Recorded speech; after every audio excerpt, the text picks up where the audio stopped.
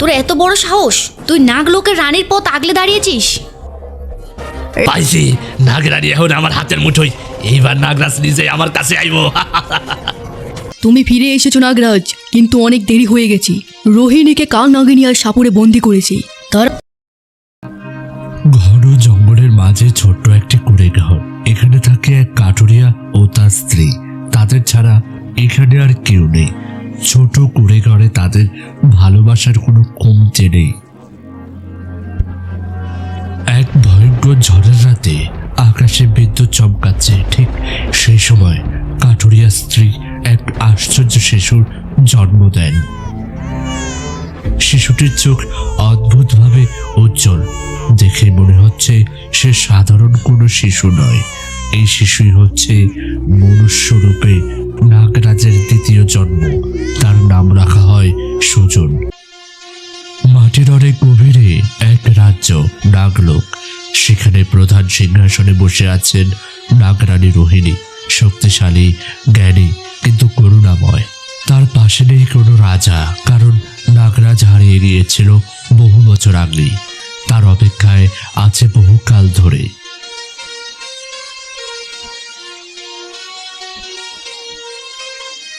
নাগরাজের শক্তি আবার জেগে উঠেছে। সে জন্ম নিয়েছে মানুষের ঘরে।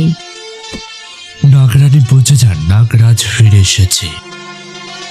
অন্যদিকে অন্ধকার গুহায় হিংস্র ক্ষমতালোভী কালনাগিনী তার পাশে দাঁড়িয়ে আছে সাপুরিয়া, যে নাগমণির লোভে অন্ধ। তারা জানতে পারে নাগরাজ আবার জন্ম নিয়েছে এবং তার ভেতরেই আছে নাগমণি, পাওয়ার চাবিকাঠি। নাগরাজ যদি মানুষ হইয়া জন্মায়, তাইলে নাগমণি ছিনাইয়া নেওয়া আর সহজ। কাল নাগিনী ও সাপুরিয়া একজোট হয় নাগমণির জন্য। অনেকগুলো বছর কেটে যায়। সুজন এখন বড় হয়েছে, সহজ সরল, সাহসী, কিন্তু নিজের পরিচয় সে জানে না। একদিন অরণ্যের ধারে মানুষের রূপে তার সামনে আসে এক সুন্দরী নারী। সে আর কেউ নয়, আর নাগরানী রোহিণী। দুজনের চোখে চোখ পড়ে, অদ্ভুত টান।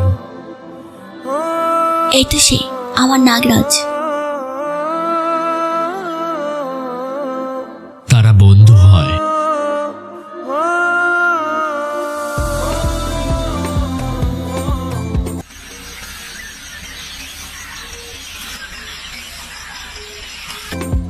ধীরে ধীরে ভালোবাসার জন্ম নেয়, কিন্তু রোহিণী জানে এই ভালোবাসার পথে আসবে ভয়ঙ্কর বাধা।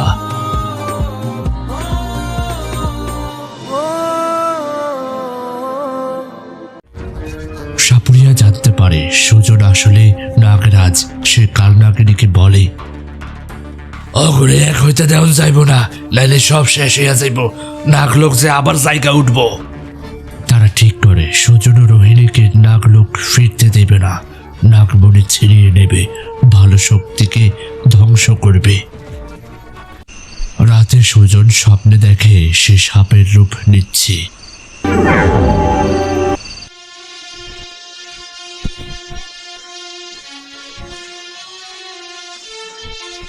এক সিংহাসন, এক রানী তাকে ডাকছে।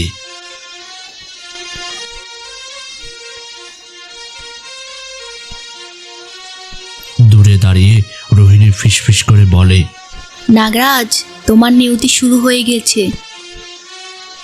সুজন ঘামে ভেজা অবস্থায় বিছানা থেকে ধরফর করে উঠে বসল।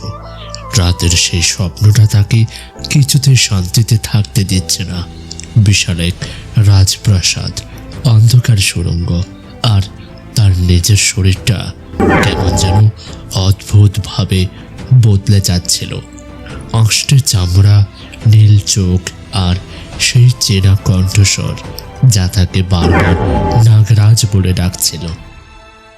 কে ওই নারী? কেন সে আমাকে নাগরাজ বলে ডাকছে?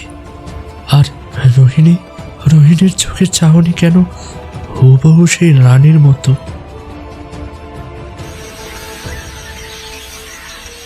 সকাল হতে সুজন আর ঘরে স্থির থাকতে পারল না। কুঠারটা কাঁধে নিয়ে সে বনের দিকে রওনা হলো। কিন্তু আজ তার লক্ষ্য কাঠ কাটা নয়, আজ তার লক্ষ্য রোহিণী। গত কয়েকদিন ধরে বনের যে নির্দিষ্ট জায়গার ধারে তাদের দেখা হয়, সুজন সেখানে ছুটে গেল। সেখানে পৌঁছে সে উচ্চস্বরে ডাকলো, রোহিণী, তুমি কি এখানে আছো? আমার উত্তর দাও। তারপর সেইখানে কিছু দূরে রোহিণী জাদুর দ্বারা দৃশ্যমান হয়। তার পরনে সাধারণ গ্রামীণ পোশাক হলেও তার চলনে এক রাজকীয় আভিজাত্য। এত অস্থির কেন সুজন? অরণ্য আজ তোমার দীর্ঘশ্বাসে বাড়ি হয়ে উঠেছে। সুজন তার সামনে গিয়ে দাঁড়ালো, তার চোখে জল আর বিস্ময়। রোহিণী, আমি কাল রাতে আবার সেই স্বপ্ন দেখেছি। আমি দেখেছি আমার শরীর সাপের মতো হয়ে যাচ্ছে। আমি দেখেছি তুমি এক সিংহাসনে বসে আছো। কে আমি রোহিণী, আর তুমি কে? রোহিণী চুপ করে রইল। তার মনে এক তীব্র দ্বন্দ্ব। সে জানে সুজনকে সত্যিটা বলার সময় এখনো আসেনি, কিন্তু তার মায়া ভরা চোখ সত্য গোপন করতে পারছে না। সে আলতো করে সুজনের হাত ধরল। সব প্রশ্নের উত্তর সময় দেয় সুজন। শুধু এটুকু জেনে রেখো, এই অরণ্য, এই মাটি আর পাতালের এক গভীর রহস্যের সঙ্গে তোমার রক্ত মিশে আছে। ওইদিকে কালনাগিনীর নাগমহলে বসে আছে কালনাগিনী। তার চারপাশে শত শত সাপ ফনা তুলে আছে। তার সামনে বসে আছে সেই ধূর্ত সাপুরে। রোহিণী প্রতিদিন এই মানুষটার সঙ্গে দেখা করতে যাচ্ছে। সে ভুলে গেছে সে নাগলোকের রানী। সে যদি ওই যুবককে তার আসল রূপ মনে করিয়ে দেয়, তবে আমাদের সব পরিকল্পনা ধুলি মিশে যাবে। ভয় নাই কালনাগিনী। নাগরাজ এখন রক্ত মাংসের মানুষ, আর রোহিণী মায়ার টানে অন্ধ। আজকে আমি আমার জাদু করি মরণ বিন বাজাইয়া তারে কায়দা করমু। নাগরানী রে যদি খাঁচায় বন্দি করতে পারি, তবে নাগমণির চাবি কাঠি আমার হাতের মুঠে চলে আসবো। সাবধান সাপুরে, রোহিণী সাধারণ নাগিন নয়, সে আদি নাগিনীর আশীর্বাদ পুষ্ট। তোমার ভিন যেন মাঝপথে থেমে না যায়। সূর্য তখন পশ্চিম আকাশে ঢলে পড়েছে।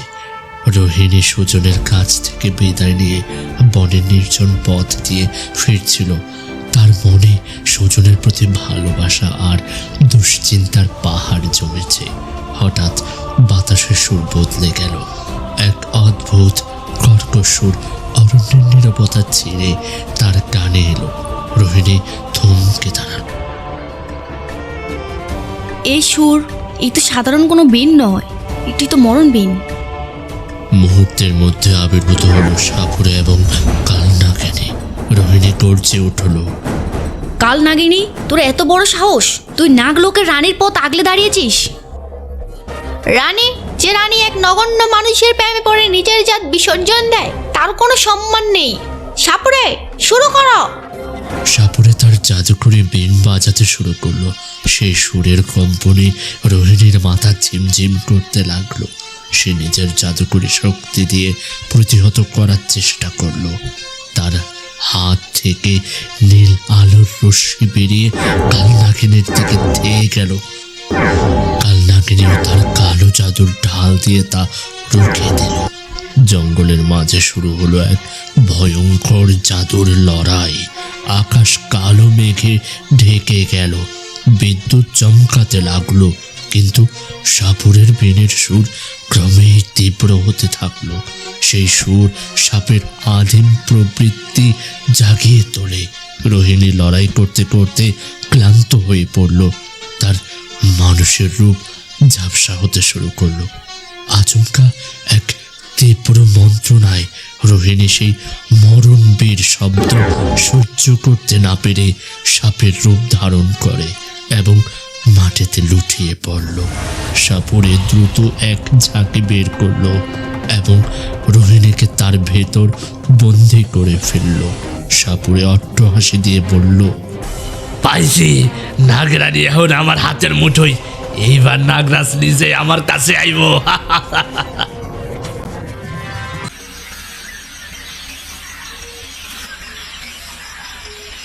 এদিকে সুজন অস্থির হয়ে বনের মধ্যে রোহিণীকে খুঁজতে বেরিয়েছে।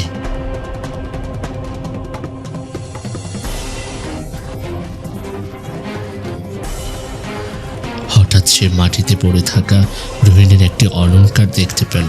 সেটা হাতে নিতেই তার মস্তিষ্কে এক তীব্র যন্ত্রণার তরঙ্গ খেলে গেল। সে মাটিতে লুটিয়ে পড়ল। তার চোখের সামনে অতীতের সব স্মৃতি ভেসে উঠল। সে দেখতে পেল সে মানুষ নয়, সে নাগলোক থেকে নির্বাসিত সেই হারানো নাগরাজ। সুজন বুঝতে পারল তাকে পাতালের দিকে যেতে হবে।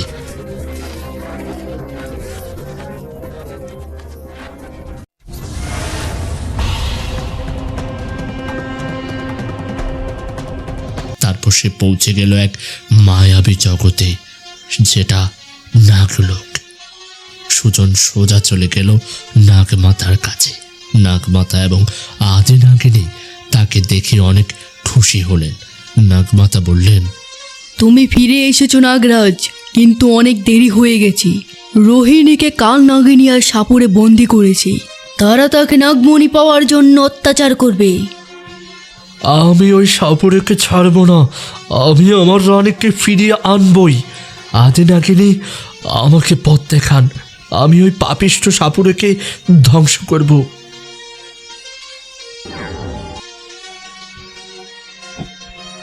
আদি নাগিনী তার হাতে একটি বিশেষ রত্ন দিলেন। এই নাও নাগরাজ, এটি সাপুরের বিনের প্রভাব নষ্ট করবে। যাও নাগরাজ, তোমার ভালোবাসার মানুষকে মুক্ত করো। সুজন, যে বর্তমানে নাগরাজ, কালনাগিনীর গুহার দিকে অগ্রসর হলো। তার শরীরে এখন মানুষের সাহসিকতা আর নাগের অপরাজেয় শক্তি। অন্যদিকে ঝাঁকের ভেতর বন্দিনী রোহিণী দেখল সুজন আসছে, কিন্তু সে কি পারবে সাপুরে সেই মরণজয়ী বিন আর কালনাগিনীর কালো জাদুকে পরাজিত করতে? পরবর্তী পর্বে চোখ রাখুন।